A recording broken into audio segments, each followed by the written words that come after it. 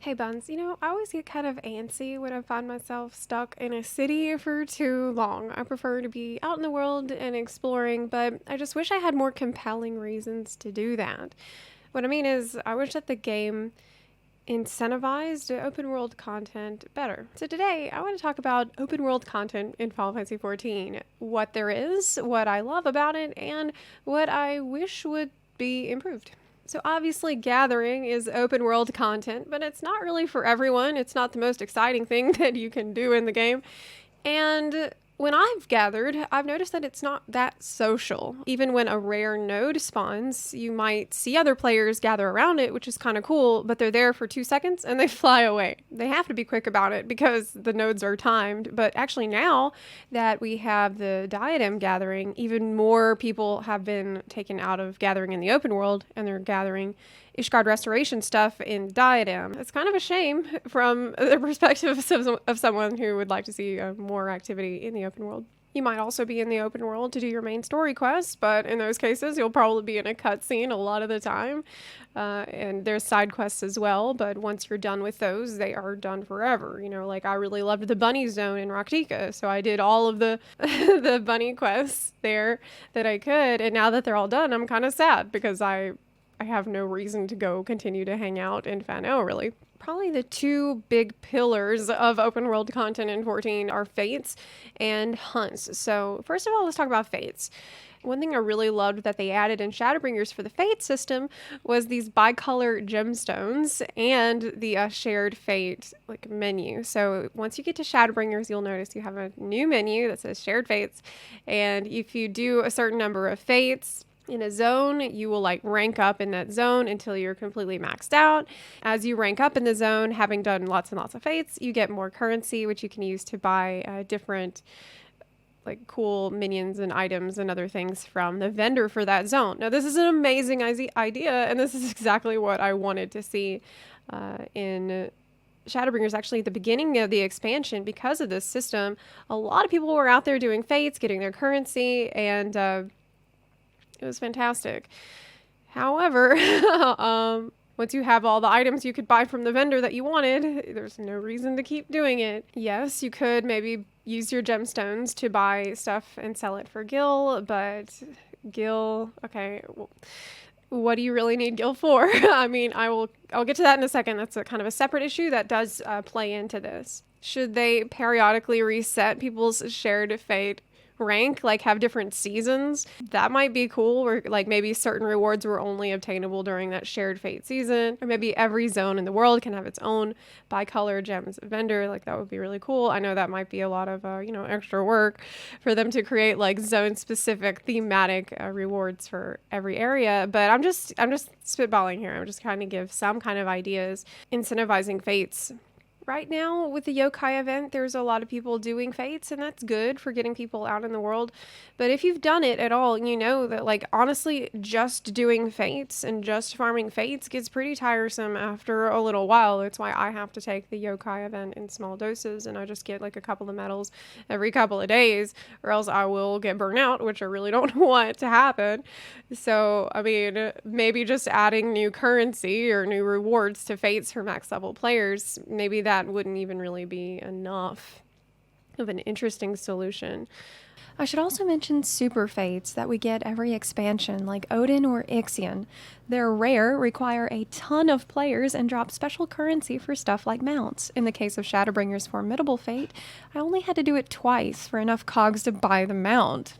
Then I was pretty much done with it. I could do it one more time for the minion, I guess. They're really fun open world content, but on top of only really having to do them 2 or 3 times for the epic loot, they're rare, so they're not getting people in the world that often, especially long term. As for hunts is something that I have loved. I have streamed. Anytime there's a hunt train coming up, I will try to go right away. It is pretty awesome to be in this giant swarm of players going from world boss to world boss. I love that. It kind of takes me back to old days of world bosses in vanilla WoW. However, there are some major problems with hunts. Hunts barely work. Let's be real. Especially if you try to do hunts right after a patch. It was pretty much unplayable for me after the patch when there were so many people wanting to do hunts. We just couldn't teleport to certain zones because the zones were congested. That's actually still happening, though not as badly. It just takes a little while sometimes to get to the zone you need. The bosses frequently just disappear. You can still be fighting them, but they're disappeared, and like you have to do point blank AoEs to get credit, and it just feels pretty broken. It feels busted. This is a problem I know they're well aware of, and it seems like it's some kind of a spaghetti code issue with the hunts. But I would like to see the technical issues addressed when there's a ton of people wanting to do the hunts. It's awesome that a lot of people would want to do that open world content. But I mean, if the game breaks when it happens, it's obviously very bad. Another issue that I have with hunts is, this is kind of a theme that I feel like might be recurring, where the currency that you get from hunts, if you get 3,000 sacks of nuts, you get 3,000 nut sacks, you can get a mount, and the mount's pretty cool. You can also get an adorable minion, and nowadays you can actually also get some upgrade materials that will upgrade your Crystarium gear to eye level 500, so it's really good for, I guess, more casual player. I myself do not need that upgrade material because I'm in a savage raiding static, so I don't really need the gear that much, and it would be easier for me to just do savage to get that upgrade materials. Yes, I could spend the hunt currency for buying materia and then maybe selling the materia on the market board, but I'm sitting on over 80 million gil right now, and frankly, I just don't really have anything to spend it on. So I guess I'm not that motivated to get my hands on some nuts for money. I don't need to do that yet. I really love the hunting log, which is open world content. I absolutely adored it. I wish that it would be like some kind of a repeatable thing. Maybe every week could have a special bonus XP week for that job that's lit up on the hunting log. I don't know. These are just random ideas, but I loved the hunting log. And similar to the hunting log is the hunt little notices that you can get from the hunt board. You can use this website, FFXIV, huntspath.com, and click your expansion and click your daily marks that you've picked up, and it will tell you like what's the most efficient path to go through the world and kill your marks. And I actually love this. This is really enjoyable for me, but it's a leveling content. Like, again, I don't have a reason to do this at max level. Actually, one thing that I really loved when I was a new player that I was doing a lot of was the battle-crafted leaves. Like, I was super into battle leaves, even though people were telling me that it wasn't very efficient. I just really liked doing it. I liked reading the little stories that were associated with the leaves and going out and doing those. But of course, that system was pretty much axed. They don't really exist anymore.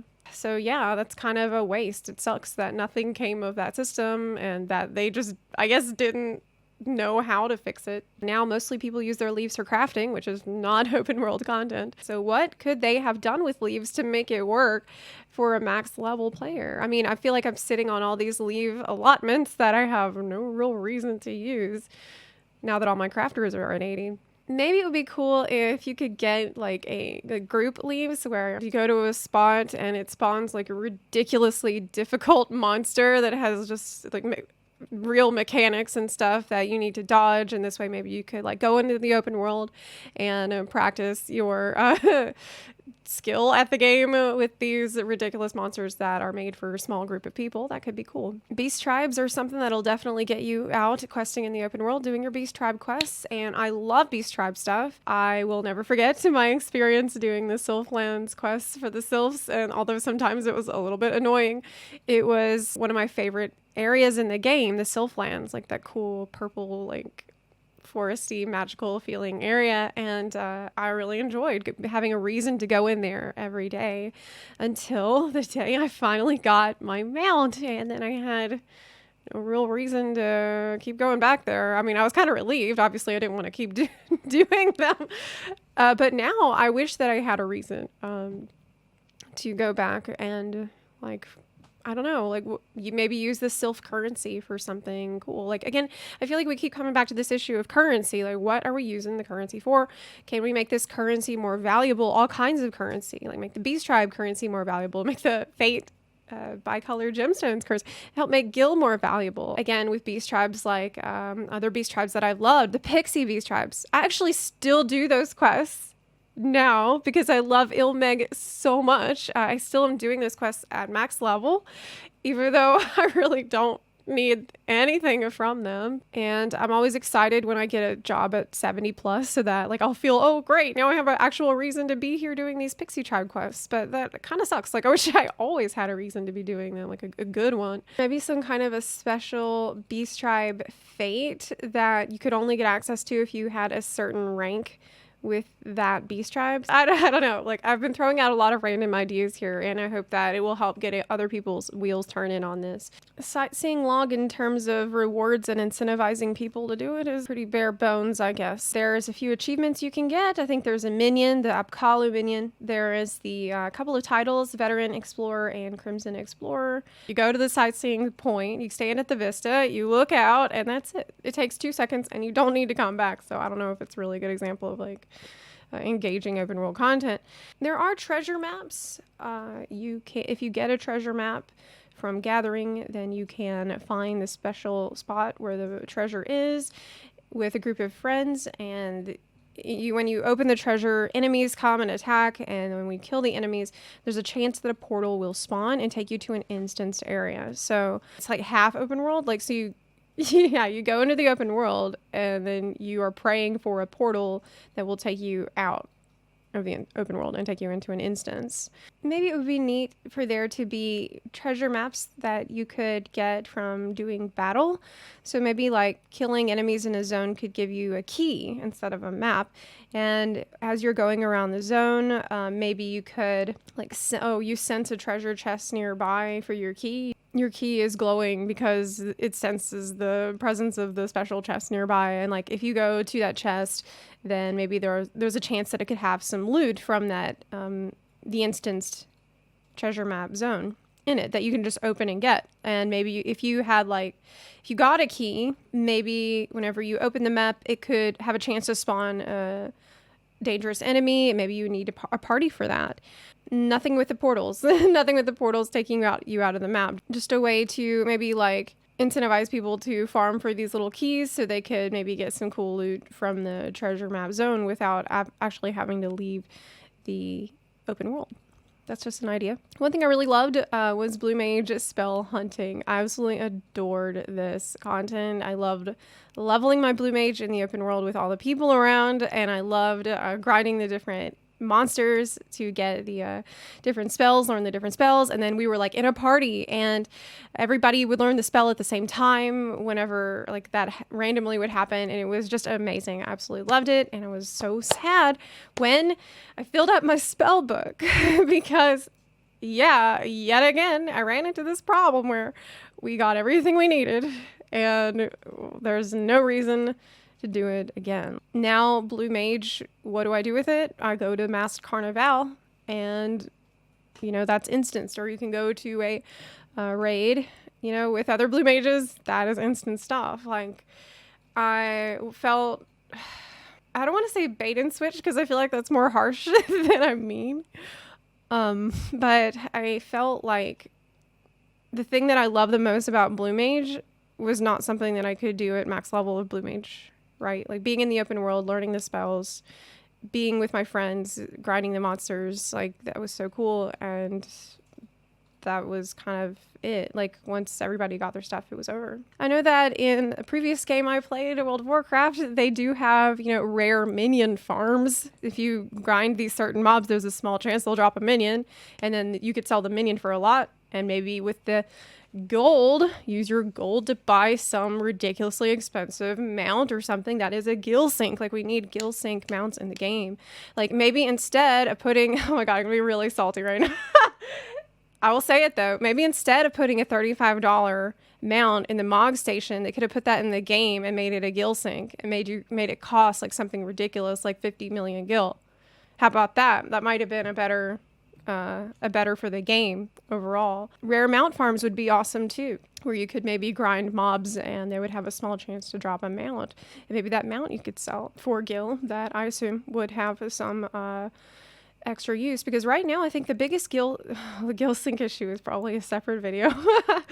But so I don't want to get too deep into that, but I do think that the value of currency is a problem that actually has the side effect of hurting open world content, because open world content, most of it involves collecting some kind of a special currency. If you don't have any reason to collect that currency, well, then you're not going to do it. So I think I made my point about that.